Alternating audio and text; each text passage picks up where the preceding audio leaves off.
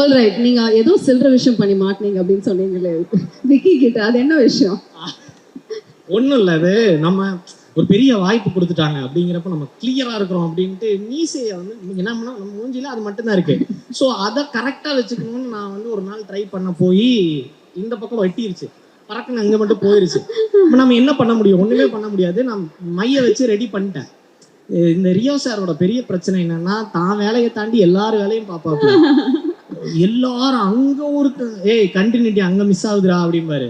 இப்போ நான் எப்படி பக்கத்துலயே நடிக்கிறேன். நான் வந்து ஒரு 2-3 நாள் எனக்கு தெரியல அதெல்லாம். பட் நான் வந்து அந்த மையெல்லாம் போட்டு மேக்கப் பண்ணாக்கிட்ட வந்த உடனே போய் கரெக்டாக பண்ணிட்டேன். பண்ணி நடிச்செல்லாம் முடிச்சிட்டேன். ரியா சார் கூப்பிட்டு அவன் கண்டுபிடிக்கல அப்படின்னாரு. என்ன அப்படின்னு, இல்லை அந்த மீசையில் அப்படி பண்ணியிருக்கீங்களே அதை கண்டுபிடிக்கல அப்படின்னாரு. அப்படின்னா 2 பேரும் நல்லா ஒரு 2 நிமிஷம் திட்டிட்டு அனுப்பிச்சு விட்டாங்க.